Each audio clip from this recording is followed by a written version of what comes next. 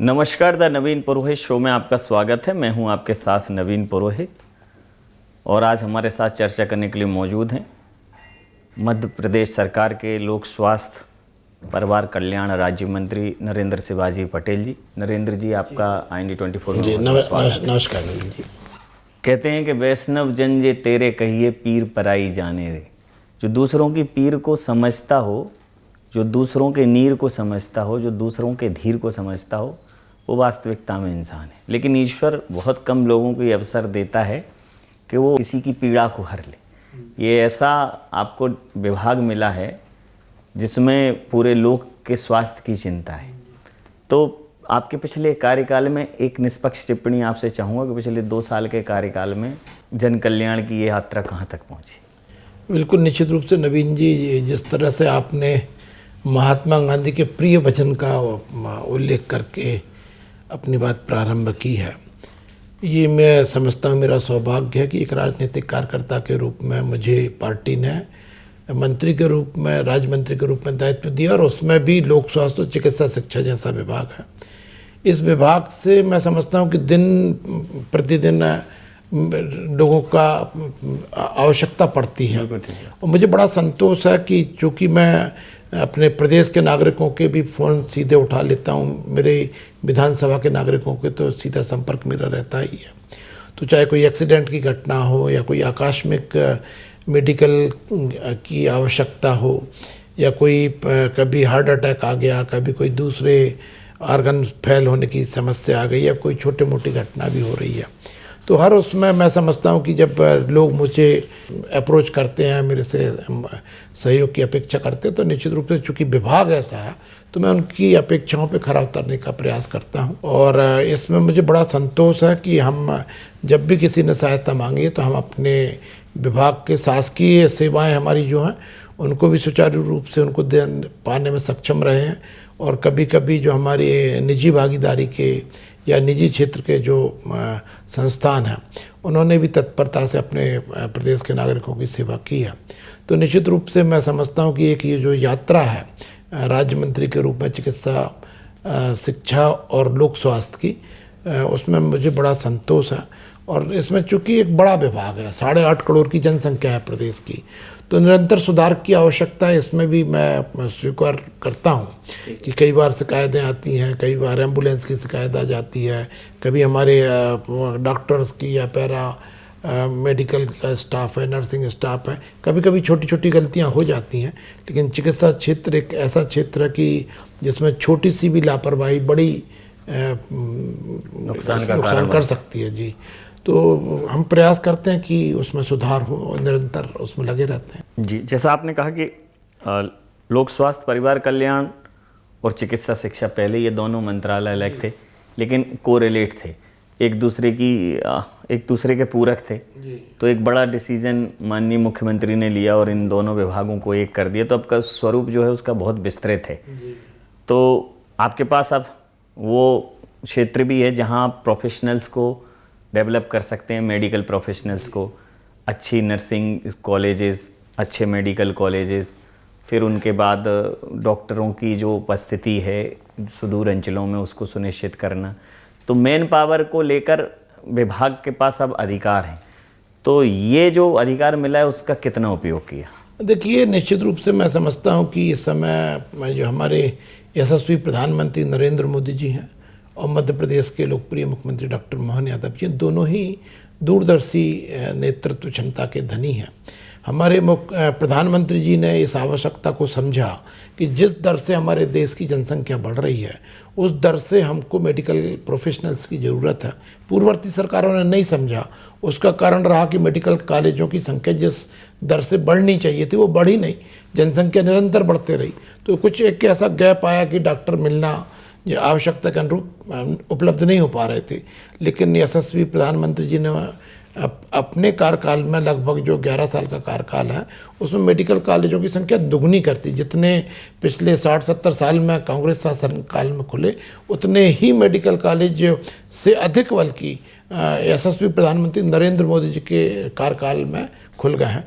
मध्य प्रदेश के अंदर भी जब कांग्रेस की सरकार थी तब कुल 5 मेडिकल कॉलेज थे, लेकिन 2003 के बाद में भारतीय जनता पार्टी की सरकार आने के बाद में निरंतर मेडिकल कॉलेज की संख्या में बढ़ोतरी हुई है। और मुझे आपको बताते हुए बड़ी प्रसन्नता है कि हमने मध्य प्रदेश में डॉक्टर मोहन यादव जी के नेतृत्व में पिछले 1 साल के अंदर 5 नए मेडिकल कॉलेज शासकीय क्षेत्र में खोल दिए हैं।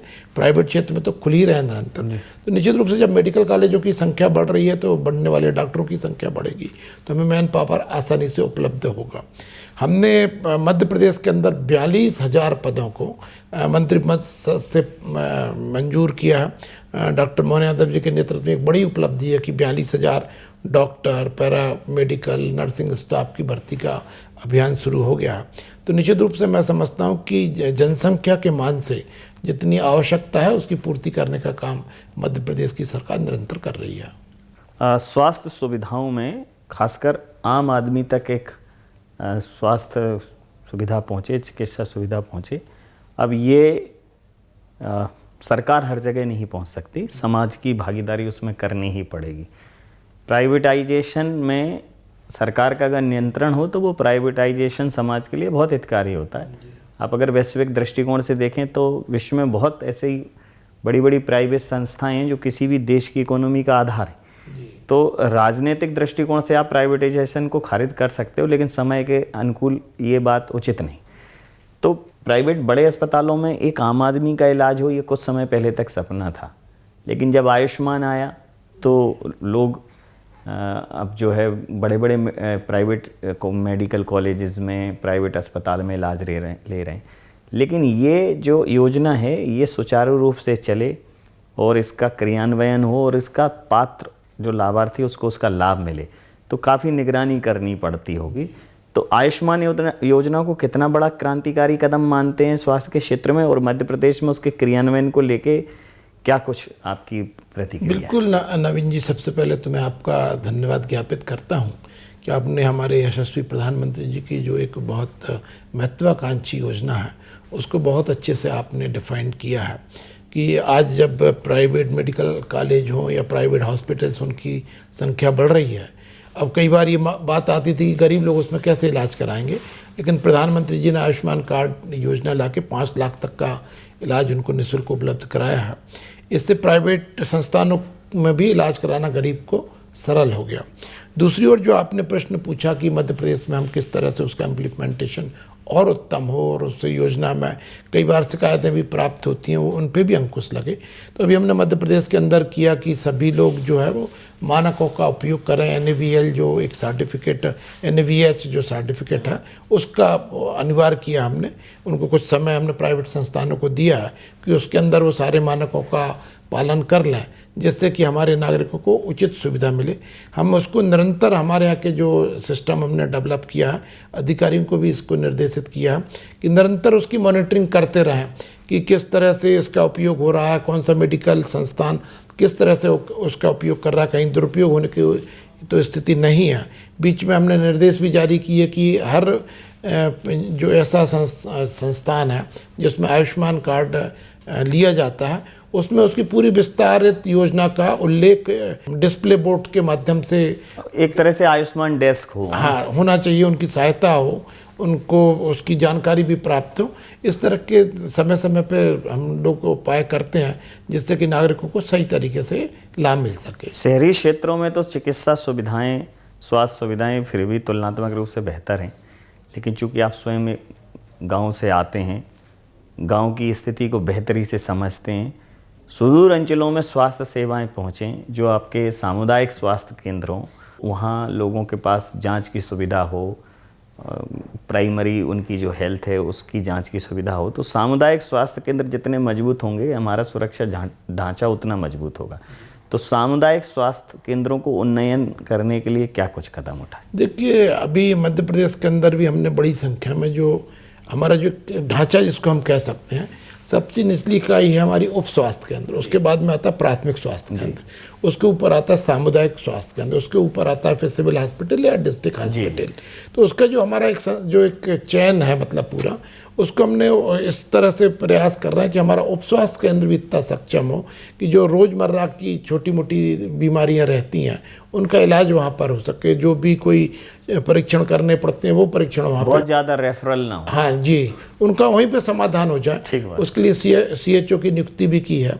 फिर उसके बाद में प्राथमिक स्वास्थ्य केंद्र पे हमने अच्छे डॉक्टर्स उपलब्ध हो जाएं। तो जैसा मैंने पहले भी आपसे कहा, ये बात सच है, ग्रामीण क्षेत्रों में जाने में डॉक्टर थोड़ा सा संकोच करते हैं, सब अपनी उच्च शिक्षा के लिए शहरी क्षेत्रों में रहना चाहते हैं।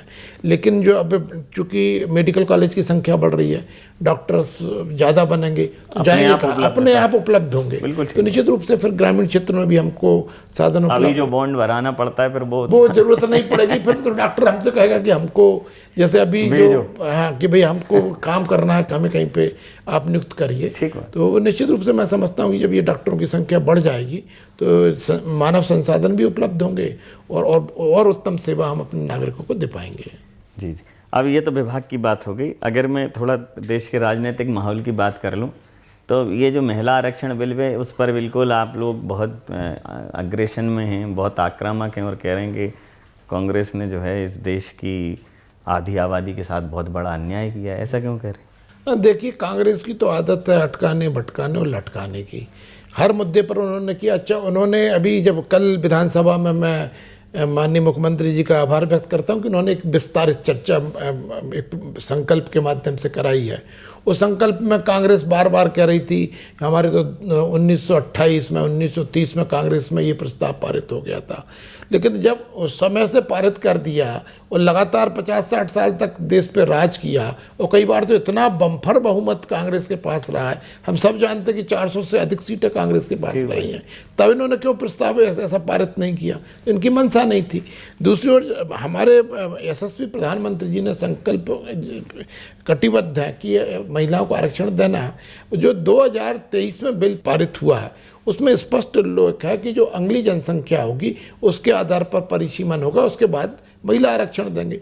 चूँकि अब जनसंख्या 2027 में हो रही है, उसके परिणाम आएंगे, उसकी गणना होगी, उसके दस्तावेज तैयार होंगे, तो उससे ये थोड़ा डर है कि यदि वो थोड़ी सी भी लेट हो गई तो परिसीमन लेट हो जाएगा और हो सकता है 2029 तक महिला आरक्षण लागू ना हो पाए।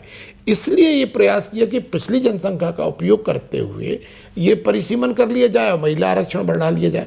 अब आप एक बात बताइए, 1971-72 से हमारे लोकसभा की सीटें फ्रीज हैं कि 545 से ज़्यादा नहीं बढ़ी हैं।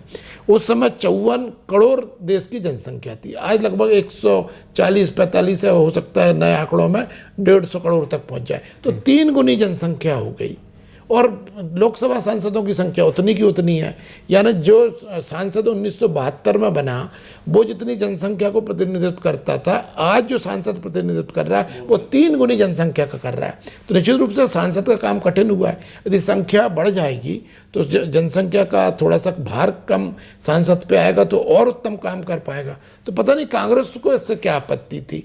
और जब यदि सीटें बढ़ जाएंगी तो महिलाओं की सीटें भी बढ़ जाएंगी और जो सीटें जितनी हैं सामान्य वो उतनी की उतनी बनी रहेगी। इसमें कांग्रेस को कोई आपत्ति नहीं होना चाहिए था, लेकिन चूंकि कांग्रेस नहीं चाह रही थी महिला आरक्षण हो, उनकी जो पैतृक या पारिवारिक जो विरासत है वो छिन ना जाए, उस भय से शायद वो इस प्रस्ताव के पक्ष में नहीं आए।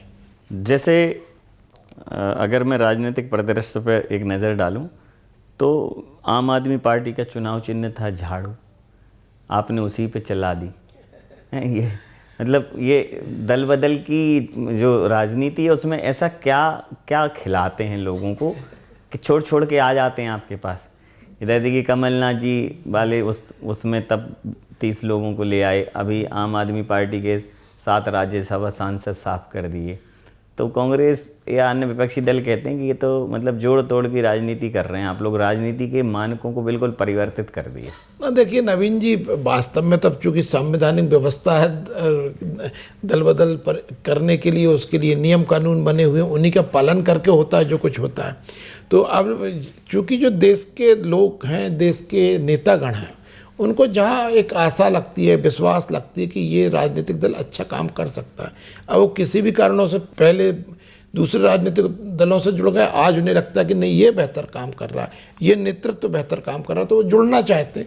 जैसे अभी आपने आपका उदाहरण दिया, आपका जिस तरह से वो वादा करके आए, जिस तरह के सपने उन्होंने दिखाए आप पार्टी ने, उन्होंने तो दिखाया था कि हम ऐसे चुनाव करेंगे, वैसे प्रत्याशी का चयन करेंगे जो बिल्कुल जनता की बीच थी, और वो वन मैन शो बन गई, केवल केजरीवाल जी की पारिवारिक पार्टी बन गई। उसके बाद में जिस तरह से उनके आंदोलन में जो लोग जुड़े थे, अब उनसे मैं कितना सहमत हूँ नहीं हुआ अलग वैसे, लेकिन जैसे अपन नाम गिनेंगे, चाहे वो प्रशांत भूषण थे, योगेंद्र यादव थे, चाहे कुमार विश्वास थे, चाहे अब आज राघव चड्ढा थे, अनेकों अनेक लोग जो उन्होंने अन्ना हजारे जी को किस तरह से किनारा किया पूरे देश ने देखा। पूरे आंदोलन को हाईजैक करके आज केवल one man show party Kejriwal ji ने बना ली। अच्छा, उनके मैं वीडियो देख रहा था, वो प्रश्न कर रहे थे कि जुडिशरी पे प्रश्न नहीं करना चाहिए, ऐसा नहीं करना चाहिए। आज खुद वो जुडिशरी के खिलाफ आंदोलन कर रहे हैं, वो जस्टिस को उन्होंने वो सत्याग्रह का, ये कौन सा तरीका है? तो मैं समझता हूँ कि अपने कथनी और करनी में बहुत बड़ा अंतर है। एक राजनीतिक दल का मैं विश्लेषण कर रहा हूँ, उसी का परिणाम है कि लोग ऐसे राजनीतिक दलों को छोड़ रहे हैं। राहुल गांधी जी बहुत आक्रामक हैं, वो कहते हैं कि उनसे बीजेपी और नरेंद्र मोदी जी डरते हैं।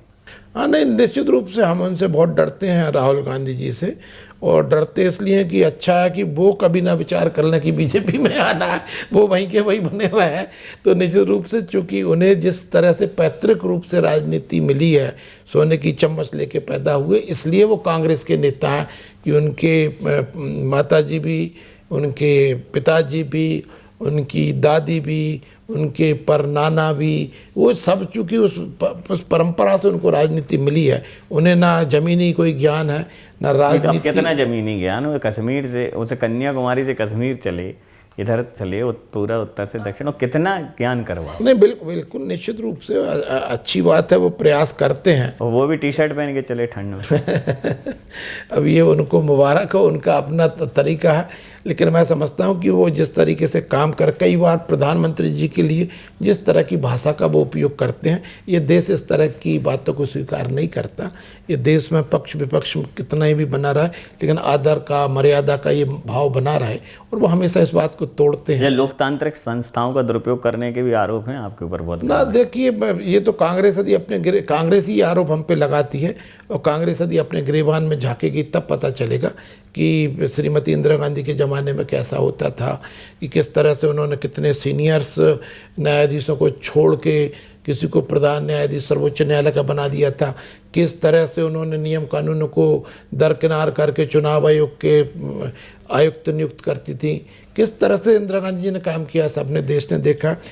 राजीव गांधी जी का मैं बड़ा सम्मान करता हूं, क्योंकि उन्होंने एक बड़ी अच्छी बात कही थी, एक बड़ी ईमानदारी से स्वीकृति की थी कि 1 रुपया दिल्ली से चलता 15 पैसे हितग्राही पे पहुंचता है। हालांकि उसका इलाज हो गया नरेंद्र मोदी जी की सरकार में, लेकिन उन राजीव गांधी जी ने भी जब सर्वोच्च न्यायालय ने साहिबानों केस में मुस्लिम महिलाओं को न्याय देने का काम किया था, उन्होंने भी कट्टरपंथियों के दबाव में उस सर्वोच्च न्यायालय के निर्णय को भी परिवर्तित करने का काम किया था।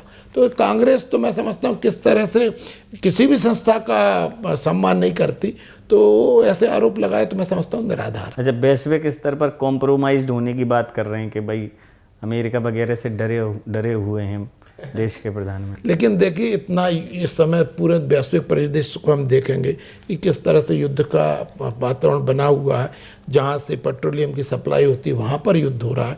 उसके बाद भी हमारा देश में सप्लाई भी निर्बाध रूप से चल रही है, पेट्रोलियम पदार्थों में कोई रेट में भी कोई वृद्धि नहीं हुई है। इसका कारण तो बता रहे हैं कि चुनाव चल रहे हैं। ना, नहीं, चुनाव का कारण नहीं, इसका कारण है दूरदर्शी सरकार की। दूरदर्शी सरकार थी, नरेंद्र मोदी जी ने पहले से ही कई चीज़ें ऐसी कर रखी थी, ऐसे बफर स्टॉक बना रखा था इतना। जिस तरह से आज उन्होंने जो अपनी एक्साइज ड्यूटी कम करने का काम किया, नहीं तो पहले कांग्रेस रेट बढ़ाती, फिर 20 रुपये बढ़ाती, 2 रुपये कम करती। उन्होंने देशवासियों को एहसास भी नहीं होने दिया और एक्साइज ड्यूटी कम करके अपने पेट्रोलियम पदार्थों। अच्छा, पहले आप लोग जब जीते थे तो बहुत स्पष्ट था कि कांग्रेस कहती थी कि ईवीएम में कुछ गड़बड़ी है, कुछ सेटिंग करते। अब उन्होंने उसकी और थोड़ा खोज की है तो पता चला कि वोट चोरी करने का आरोप लगाया, और चुनाव आयोग के माध्यम से आप लोगों ने बहुत वोट इधर उधर किए, बहुत वोटर लिस्ट डैमेज की, लाखों वोट काट दिए। देखिए, मैं कांग्रेस के आरोप में तो इतना आरोप तो है, मतलब जनता के सामने नहीं, मैं बोल रहा हूँ आरोप तो कांग्रेस ने लगाए हैं। तो इसका एक सबसे अच्छा उदाहरण आपको बताता हूँ कि जब नरेंद्र मोदी जी के नेतृत्व में हम 283 सीटें जीते। उस समय केंद्र में थी डॉक्टर मनमोहन जी की सरकार, उनकी सरकार थी केंद्र में, कांग्रेस की सरकार थी केंद्र में। उत्तर प्रदेश में थी अखिलेश यादव जी की सरकार, हमारी सरकार तो कहीं नहीं थी। तो ना हम ईवीएम में कुछ करने में सक्षम थे, ना कोई वोटिंग लिस्ट में कुछ करने के सक्षम, कुछ भी नहीं था संभव। दोनों जगह उनकी सरकार थी। उसके बाद भी उत्तर प्रदेश में बम्पर सीटें यदि हम जीते तो इसका मतलब है कि जनता हमें चाहती है। तो ये इस तरह के आरोप लगा के जनता के, तो इसका मतलब ही है कि उन्हें जनता नहीं चाहती। आप ये असली बात यही है, और वो इसको स्वीकार नहीं कर पा रहा है। वो इसको स्वीकार करेंगे तो अपने में सुधार करेंगे। केवल आरोप लगा के जनता के सामने अपना फेस बचाएंगे तो मैं समझता हूं कि इससे उनको लाभ नहीं होने वाला और निरंतर नुकसान होते चला जाएगा। अच्छा, और अगर मैं मध्य प्रदेश की बात करूं, मध्य प्रदेश हो, राजस्थान हो, छत्तीसगढ़ हो, एकदम युवा चेहरों को मौका दिया डॉक्टर मोहन यादव के नेतृत्व में। चूँकि अब आप काम कर रहे हैं, तो एक मुखिया के तौर पर अगर उनका आकलन मैं आपके माध्यम से करूं। देखिए, वैसे तो ऐसा कह सकता हूं मैं कि अपने से वरिष्ठ लोगों का आकलन नहीं करना चाहिए। जैसे कभी माता पिता की अपन कभी व्याख्या नहीं कर सकते, उनके बारे में कोई टिप्पणी नहीं कर सकते। तो निश्चित रूप से जो मेरे नेता हैं उनके बारे में मैं कोई टिप्पणी करूं तो उचित नहीं होगा। परंतु एक नागरिक के रूप में, एक मतदाता के रूप में, और एक कैबिनेट के उनके सदस्य के तौर पर, सदस्य के तौर पे मैंने पहले कहा कि सदस्य के तौर पे मैं कोई टिप्पणी नहीं कर पाऊंगा, लेकिन मध्य प्रदेश का एक नागरिक होने के नाते, मध्य प्रदेश का एक मतदाता होने के नाते इतनी बात जरूर कह सकता हूं कि जो हमारे यशस्वी लोकप्रिय प्रधानमंत्री जी कहते हैं परिश्रम की पराकाष्ठा, वो परिश्रम की पराकाष्ठा करने का काम डॉक्टर मोहन यादव जी निरंतर कर रहे हैं, और उसी का परिणाम है कि मध्य प्रदेश निरंतर तीव्र गति से आगे बढ़ रहा है। अच्छा नरेंद्र जी, एक बहुत व्यक्तिगत प्रश्न है। कई बार आपको नहीं लगता कि सहजता जो है कभी कभी परेशानी का सबब बन जाती? जो आप कह रहे हो ना कि पहले भी फ़ोन उठाता था, अभी उठा लेता हूँ, वैसे ही हूँ। तो अब चूँकि परिस्थितियाँ बदली हैं, लेकिन आपका व्यवहार नहीं बदला, तो कई बार उससे परेशानी नहीं होती? हाँ, थोड़ा सा तो मैं नवीन जी बात कहूँगा कि थोड़ी सी कठिनाई का सामना करना पड़ता है, क्योंकि आज भी यदि व्यक्ति मुझसे ये उम्मीद करे कि वो आज मेरे को फ़ोन लगाते हैं और फ़ोन लगा के पूछते हैं भैया कैसे हो, हमने कहा ठीक है बताओ काम, तो काम की जाए फिर वो अपनी केवल वो जो रूटीन में पहले गपशप करने की आदत में रहता है। मैं उससे कहता हूँ भैया अब गपशप की स्थिति में नहीं हूँ, मेरे सामने 4 लोग बैठे हैं, कोई काम हो तो बताओ, नहीं तो अपन मिलेंगे तब गपशप करेंगे। तो ऐसा कभी कभी थोड़ा थोड़ा कठिनाइयों का सामना करना पड़ता था शुरू में, लेकिन धीरे धीरे करके सारे मित्रों को, कार्यकर्ताओं को भी व्यस्तताओं का आभास हुआ तो उन लोगों का भी सहयोग मिलता है। तो चुप रहकर तूफान उठाया जा सकता है, बिना कहे भी शोर मचाया जा सकता है। सहजता कुछ पानी जैसी होती है, पानी में हर रंग मिलाया जा सकता है। तो हर रंग में, उमंग में बड़े चले जा रहे हैं, अच्छा काम कर रहे हैं। तमाम सारे पहलुओं पर आपसे बात हुई। धन्यवाद। तो बहुत अच्छा लगा। आपको बहुत धन्यवाद, बहुत आभार।